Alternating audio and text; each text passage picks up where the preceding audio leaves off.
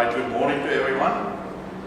Let me try again. Right, good morning to everyone. Good Morning. Right, that's more like it. I have a lot of scriptures. I only left 3 scriptures out of the whole Bible according to Jerry, so I'm going to speak very fast today, and you will also see my slides represent the South African flag, that one at the bottom left. Greetings to my South African family and whoever will watch this video. Well, as you can see, I messed up. Please press the reset button. Now, we know that computer users here and cell phone users press that reboot button when things go wrong, and all of a sudden it restarts and it rectifies itself. Correct? Correct. Yes. Most of the people say, yes, it works. I don't know what happens, but they press it. Anyway, I'm going to give you a little bit of a scenario, and I want you to be part of it. I want you to be in it because you are part of this. A pastor wanted to pension off and was looking for a new leader. And he had someone in mind. That very trustable leader, all of a sudden, when he was approached, became very aggressive. He lost his temper. I'm getting out of here. You can go your way, I'm going to go my way. Right? And the next one, the pastor said to him, I hope you rethink your words, what you were saying, because we really truly depend on you. But that trustable follower that's been in the church for so long repeated the same words. Very assertive. Now I want to ask you a question. Will you follow such a leader because we all heard it, we were all part of it? Very, very unlikely. Next question. Would you like to write a book about your life and hope that someone will read it and avoid making the mistakes that you have made in your life? And I'm sure if I ask for hands, most, if not all hands, will go up. We would like other people not to repeat those same mistakes. Got another question. Would you like to repeat your life? You become young again, know what the mistakes you've made, and then relive your life and then say, I'm not going to make those mistakes again. Most of the people will say yes. Because sometimes we messed up. Sometimes people said, I have messed up and I want to press that reboot button, that reset button. I'm toast. My spouse is leaving me because I said something to her. I said something to my boss and I'm going to be fired. Now we all want a better life. We all want better relationships. We want more respect. We want more opportunities to lead a better life. How can we press that reset button? Can it really be repressed? Can it really be rebooted like a computer? How about our spiritual journey? Can that button be repressed? How can we reset our moral and ethical standard after a big mistake that we've made in our life about the spiritual journey that we're on? Maybe we are too proud. I cannot go and say I'm sorry. Maybe we're too hard-headed. Maybe we are too shameful to ask for forgiveness. But it will haunt the mind ongoing. What does God want from us? I would say God says, press that reset button, come back to me, because I want to stay connected with you. I want to talk to you. I want you to be with me. And as we sang that last song, we want to be one with Christ. Now, how can I say that? Because when I read the Bible, I notice God has chosen the weak people to accomplish His purpose. Like you and me. God chose the weak people to accomplish His purpose. I don't see any doctors, scientists, and country leaders sitting in churches and say, yes, I'm going to do that. I see the weak people. It's a hospital for sick souls. That's what the church is all about, but that is what we are helping one another to grow up. But we have to do something. And what is that something? We have to press that reset button. Now, how can I say that?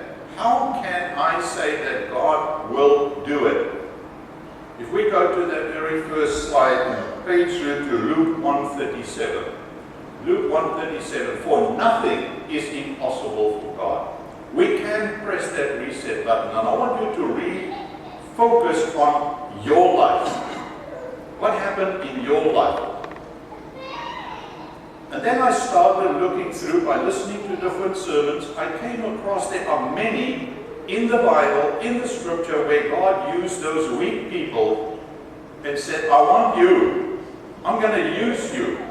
I'm going to show you what to do. And I came across 8. There are many more, but these 8. And I'm going to say the first one is, let's go to the first one. When we made a terrible mistake, we want to reset that button, reboot it. I want to look at some mistakes in scripture. I'm going to pull out just a few. Let's go to Cain that killed his brother and he knew he messed up. In Genesis 4:6-8, and I just took out a few there, the Lord said to Cain, sin is crouching at the door, eager to control you, but you must subdue it and be its master. Press that reset button, Cain. Subdue it and be its master.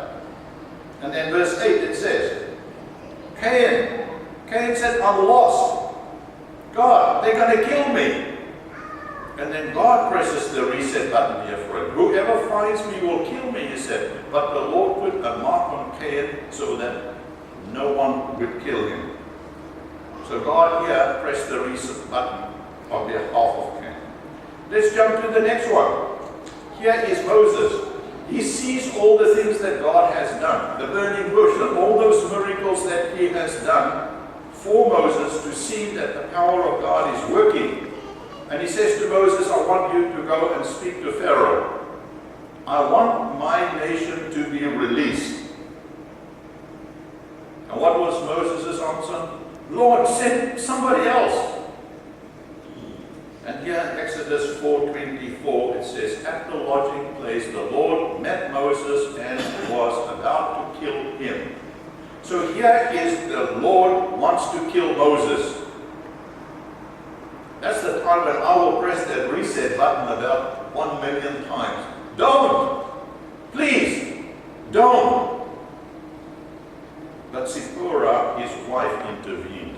Exodus 4:26, and the Lord said to Moses, so the Lord let Moses alone, because Zipporah, his wife, intervened. Now you can read that in Exodus 4 if you don't have all the scriptures. Let's jump to the next one. Here is David. He sinned with adultery, with murder, and all the things that he has done. He said, I'm toast, I'm finished, I can't take it anymore.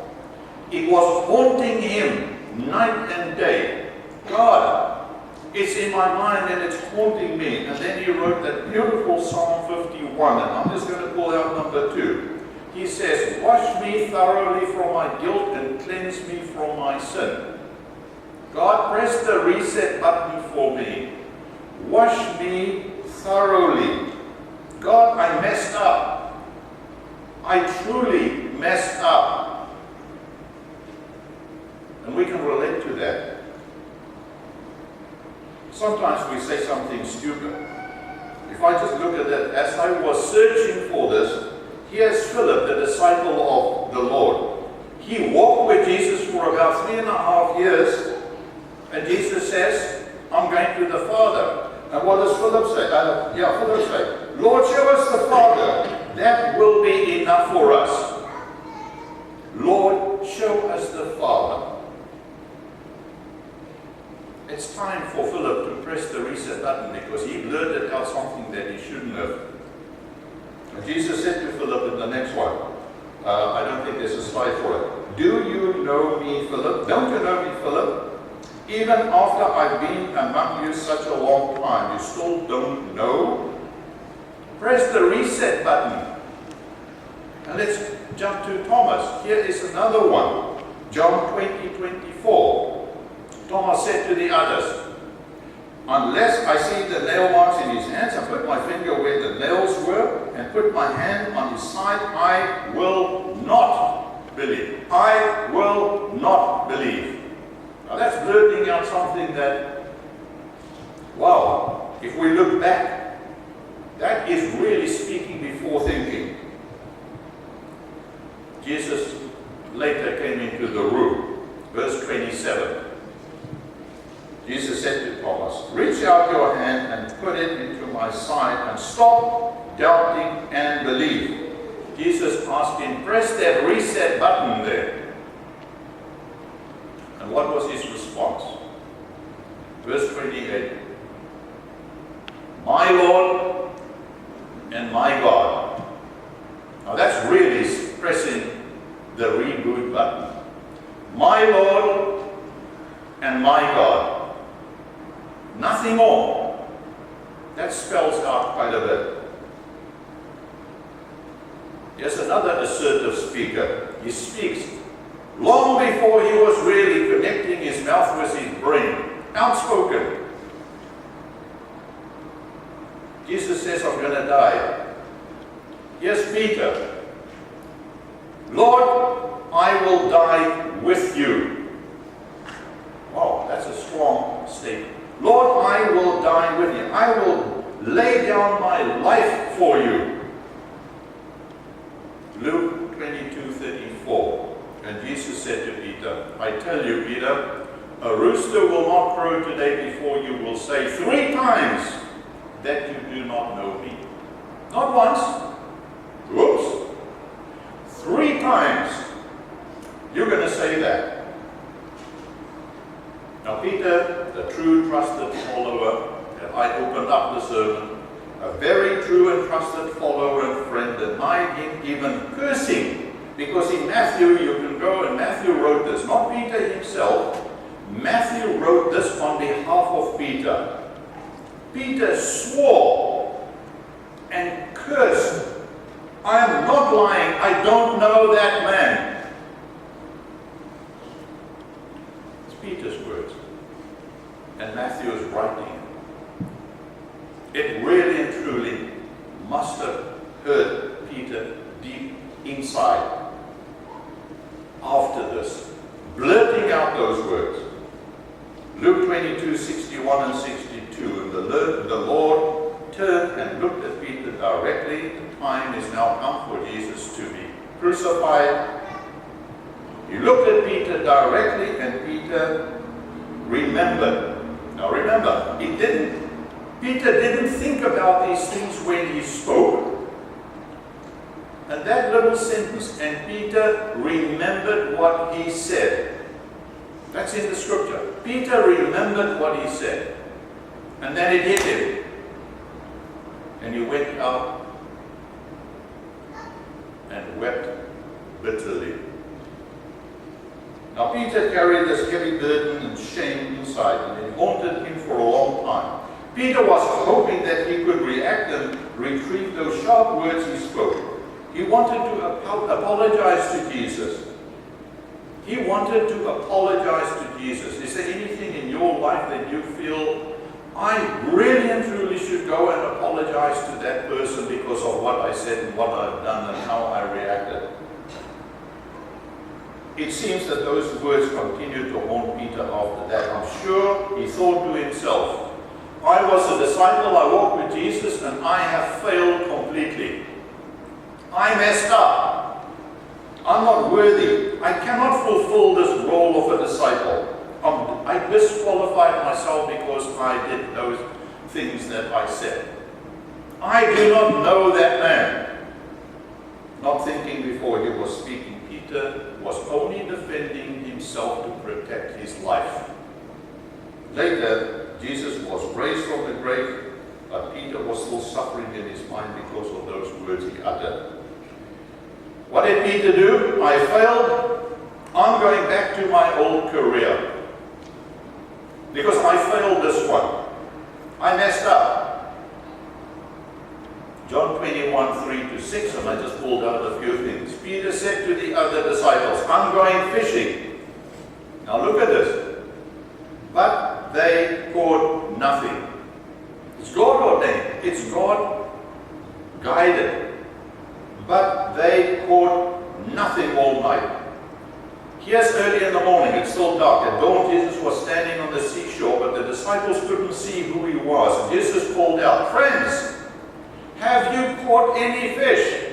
Now they're still far out. And they shouted back, "No." And Jesus answered them again, "Throw out your net on the right-hand side of the boat and you will get some." So they did. And they couldn't haul in the net because there were so many fish in it. God ordained, not what the disciples done. And then all of a sudden, something happened. John whispered to the crowd, "That is the Lord." Here's Peter. He grabbed his outer garment, put it around him, jumped in the water. This is my opportunity to go and apologize because it's haunting me. He swam to the seashore. He wants to go and say, "Jesus, I'm sorry."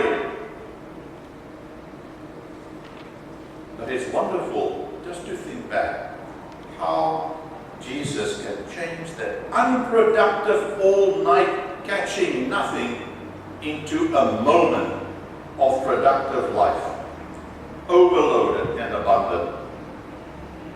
So Peter is busy swimming to the shore. It took a while to get there. He wants to correct those very words, those strong words that has been haunting him for so long. Now look at this. I'm going to say something that's not on the screen. When all of them got to the shore. Now that took a while for them to come back with all those nets full of fish. Peter is standing with Jesus. He's still not apologizing. He still hasn't got the guts. He is so shameful that he doesn't say, "Jesus, I'm sorry for what I've done." It says, when all of them got to the shore where breakfast was waiting for them, fish cooking over the charcoal and some bread. Now there's not much talking going on here. They just pulled up the boat, unloaded the fish. Jesus is busy making them breakfast. And then it says in John 21:15-17. Now look again that word. After they had eaten, Jesus asked Peter, not during, not before, after they had eaten. Jesus asked Peter, "Simon, son of Jonah, do you love me?" And I don't think there was a second before Peter answered, "Yes, an opportunity. Yes, Lord, you know I love you." And Jesus immediately said to him, "Then feed my lambs." There was no hesitation for Peter to admit, "Lord, you know that I love you." Next slide. Second time, Jesus repeated the question, "Simon, son of Jonah, do you love me?" I'm pretty sure there was a gap now for Peter to go through his mind. Why would Jesus ask me the question the second time? Hesitantly, calm, all the disciples are there. "Yes, Lord, you know I love you. And take care of my sheep," Jesus said. Well, I now apologize, Peter thought. Let's go to verse 17. A third time Jesus asked him, "Simon, son of Jonah, do you love me more than these?" Silence. Why would Jesus ask me 3 times?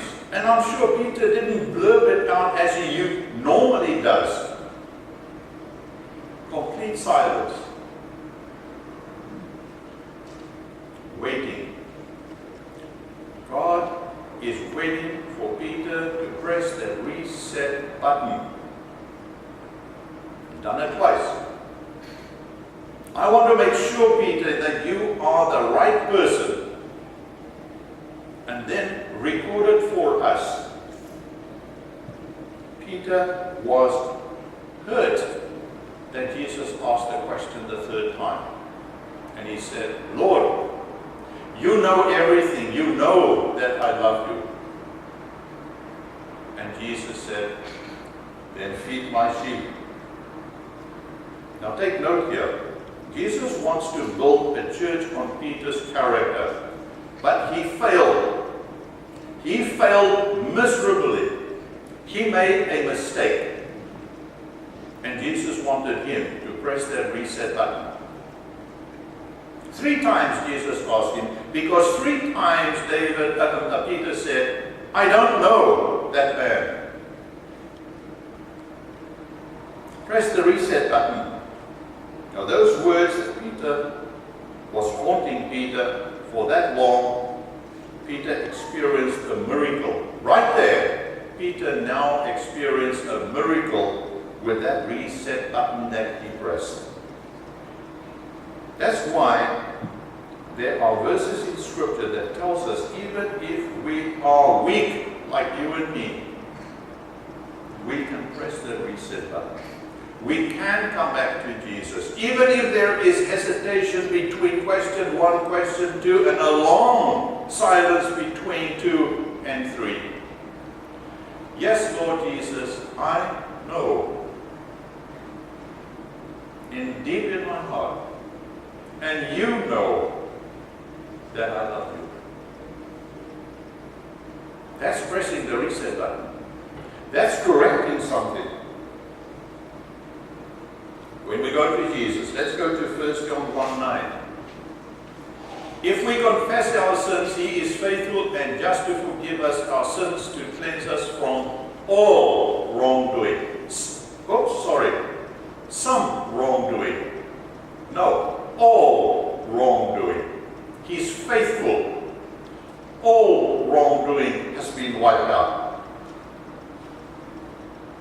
A terrible mistake was made, but one can press the reset button with a humble heart. Let's go to number 2. When we have the wrong attitude, we can reset the button there because our mind was contaminated. An attitude in our minds of the thinking process. This attitude begins to affect our feelings. My attitude is wrong and my feelings now is assertive, aggressive, and I do not want to be part of this. I changed my mind, which determines the way that we react and respond to others and circumstances. This is the equivalent of a virus on your computer. And I'm pretty sure you all know what is a virus on your computer. Devastating. It happened to me 3 times. It ruins the whole system. The devil is crouching at the door, and our minds are full of those devilish things to change our attitudes. Where do I find this? In Acts 14:2, it says, but the unbelieving Jews stirred up the Gentiles and poisoned their minds. They poisoned their minds. They changed attitude. Crucify him. Our thinking has to be protected against the virus that will destroy our minds. The protection that can be obtained by having a strong relationship with our Savior, our Redeemer, our Lord Jesus Christ. Yes, Lord, I love you. You know everything. We have to resist that evil one. And when David sinned, he wrote that beautiful Psalm 51:9 and 10. Don't look at my sins, O God, erase them all. Not some, all. Create a pure heart in me and put a loyal spirit, a good attitude in my heart. Lord, put a good attitude in my heart, a humble one. Because David's mind was contaminated. Please erase that virus that's in my mind. We have incredible minds and they are truly worth celebrating. We can be a light. Each and every one here, we can be a light in this dark world. Yes, we can. because of the power that the Holy Spirit is putting in us. Let us go to number 3. We had so far, we made a terrible mistake. We had a wrong attitude. Whoops, I was hurt. I was so hurt. Now we are very vulnerable when we feel hurt. We feel sorry for ourselves. Satan loves to play strong during our hurt feelings. Yes, he wants to play strong. It's time for you, Johannes, to take revenge because you were hurt, and it's time for you to get back at that person. But the Bible warns us in Hebrews 12:15. See to it that no one falls short of the grace of God, and that no bitter root grows up and cause trouble and defile you. I'm hurt. I want to take revenge. And Satan says, yes, go for it. And Paul writes in Hebrews, or whoever wrote it, no bitter root grows up and causes trouble and defile many. Press the reset button. Ask for forgiveness. Lord, clean my heart again. Let's go to number 4. We had a mistake, we had a wrong attitude, there was hurt. Now, press the reset button when good habits have been neglected. We neglect physical habits that were good. Work habits. I'm not going to work that hard today. Emotional habits. I have the right to be emotionally upset. It's my right. And spiritual habits. Let's go to 1 Corinthians 9:27. 1 Corinthians 9:27. It's my own body I fight, Paul writes, to make it do what I want. Not what you want, what I want. I do this so that I don't miss getting the prize myself after telling others about it. How can I go and do that? I have good habits.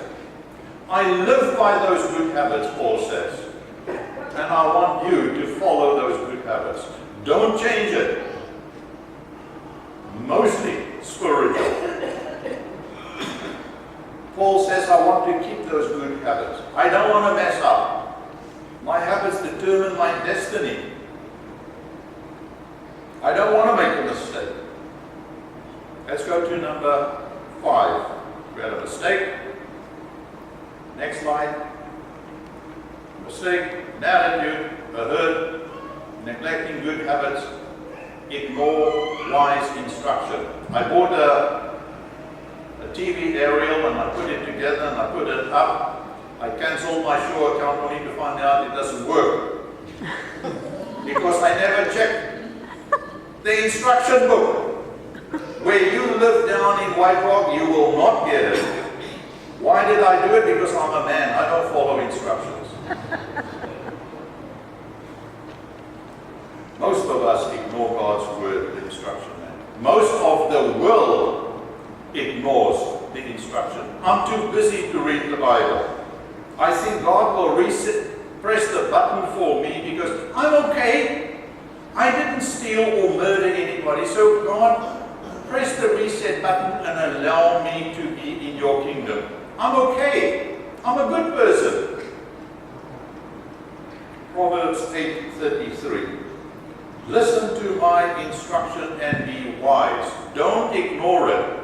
Joyful. This is the ones that come and accept the word of God. Joyful are those who listen to me. Who wants to be joyful? Joyful are those who listen to me, God says. Press that reset button. I had to go and give back my aerial and ask humbly to Shaw, please reconnect me. I made a mistake. Let's go to number 6. Mistakes made, wrong attitude, hurt, good habits neglected, ignore the instruction, and become stagnant. What is stagnant? Press the reset button when we become complacent. God has always stirred up his people when they stagnated. Always. We can read it in Revelation. Neither hot or cold are you. I'm going to spit you out. Don't be stagnant. And then Paul writes in Romans 13, 11 and 12. This is all the more urgent, for you know how late it is. Time is running out. Wake up, for our salvation is nearer now than when we first believed. The night is almost gone. The day of salvation will soon be here. Put on the shining armor of the living God. Let that Holy Spirit flow in you and stop that stagnation. Because a pond, we all know that, a pond without flowing water in starts to smell. And Jesus said in his word, press the reset button. Let it move again. Let's go to number 7. Mistake, attitude, hurt, neglected, instruction, become stagnant. No longer want to change. I'm okay, God. I don't want to change. We resist change. It's human nature to resist change. And that's when Jesus told the parable of the wineskins. It says in Luke 5:36, but no one who drinks the old wine seems to want the new wine. The old is just fine, they say. God cannot do what he wants to do by pouring out the Holy Spirit in old wineskins. He wants new wineskins, not stubborn, hard-headed mindsets. We resist accepting the new wineskin. We're stubborn with a stubborn heart, and it's already leaking. And yet we think we're okay. God, I'm okay. I know that I'm good. I know that I will fly through into heaven. And Jesus had to tell them this little parable that was very significant at that time about the wineskins. But they said the old is still just fine. I want to hang on to what was given to me, and I'm not going to accept the Holy Spirit. That's really what Jesus was trying to tell them. Let's go to number 8. Mistakes, attitudes, hurts, neglected, instruction, stagnant, no longer want to work, make things too complicated. Wow, make things too complicated. Press the reset button. I'm overloaded. It's complicated. There's so much spiritual stuff coming our way and get confused. We complicate things while God simplifies things. How can we do it? We must look at the purpose of life. And for those that have not attended the life group studies, this last one we've done, it is really inspiring. Rick Warren has really, truly touched so many people's lives. What is the purpose of life? What am I doing here on earth? It's so complicated. What are the priorities? What are the values? Now we can cut out all these complicated spiritual things and look at the real value that Jesus clearly spelled out in a very short format. Matthew 6:33. Seek first the kingdom of God and live righteously, and he will give you everything you need. Now there's nothing complicated about that. Seek first the kingdom of God and live righteously, the same as Christ. The Jews had over 600 laws. And here in Mark 12:28-31, I extracted one of the people in the crowd asked Jesus, of all the commandments, which is the most important? And Jesus replied, the most important commandment is this: you must love the Lord your God with all your heart, with all your soul, with all your mind, and with all your strength. And the second is equally important. Love your neighbor as yourself. What a tough one. Love your neighbor as yourself. It's not complicated, but with the Holy Spirit working in us, it can become very easy. Paul says the simplicity that there is in Christ Jesus, not overcomplicated. Press the reset button. Become like a child. Come humbly, Jesus says, to his feet. With a contrite spirit, Jesus can bring even good things out of our mistakes. Our minds tend to look backwards. I want to go back. Longing to undo the wrong decisions like Peter did. Jumped out of the boat and swam to the ocean, to the seashore. I want to go and apologize. It's haunting him. Jesus said, instead of floundering in the past, we must release those mistakes and bring it to him. And we put our trust in him. Put our trust in him. Our failures can be a source of a blessing.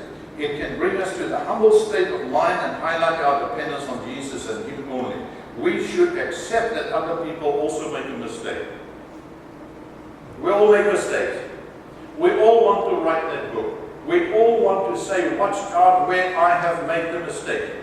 We all want to relive our life and say, that's one mistake that I am not going to repeat. And Jesus can bring beauty out of the ashes. Challenges are designed for our benefit. Whoa! Don't ever say that to me, but yeah. Challenges are designed for our benefit, for our growth. They are for us to grow in the knowledge of truth. Back to the Bible. Press the reset button. I messed up. Because these challenges that God puts in our lives are doorways to that deep dependence of Jesus Christ, to increase our fellowship and our relationship with him. That's why they're challenges.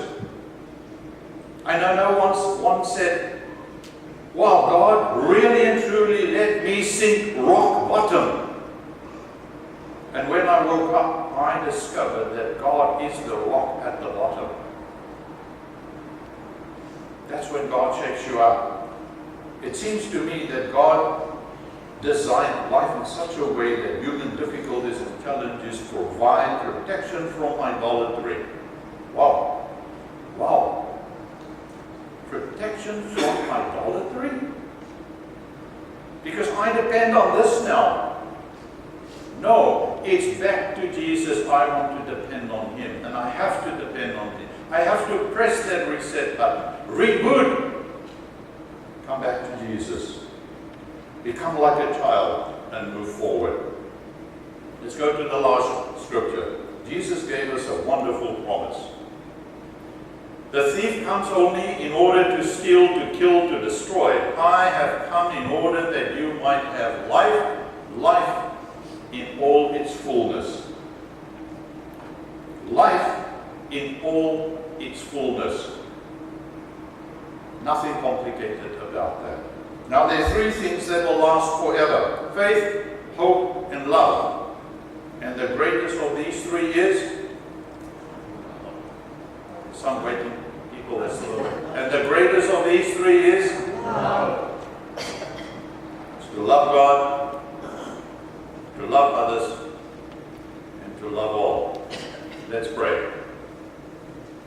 Our Father in heaven, how many times do we feel that we haven't been successful in the process of hearing and responding to your voice? And we make so many mistakes. Father, help us. Help us to become still and listen again to what the Spirit says. Help us to press that reset button and to repent and become like children. Thank you for the promises in your word. Your word is the truth. Holy Spirit, we are so grateful that you are helping us to listen to the word that tells us that there is a loving Daddy. He hears us when we call. We have the privilege of talking to our gracious God, and Jesus has come so that we might have life and have it in fullness, interceding for us. And the Holy Spirit is helping us. Even before we open up our mouths, He intervenes and speaks on our behalf. Thank you for it. We praise the Almighty God. We thank you, God, as we stand before the throne of grace, the curtain that Jesus Christ opened, so that we may come into the Holy of Holies. If you want us to press that reset button, Father, we pray for the church leaders around the world. Let them speak as you have spoken to them. Let them feed the flock. We also pray for the body of Christ. Help us to fill our lamps with oil, waiting patiently for the return of the bridegroom, to set up the most wonderful kingdom that this world has ever known. The kingdom of a gracious, loving, merciful God. Help us to press the reset button and come to you. At the feet of the beloved one, Jesus Christ. We thank you now for the food that we will have. We ask for your blessing on it, that it strengthen our bodies, so that we can be strong and have that courage to press the reset button and humbly come before you. We also ask a blessing on the fellowship and bring us home safely. In the name of your Son, Jesus Christ, our Lord, our Savior, and our sweet coming King. Amen.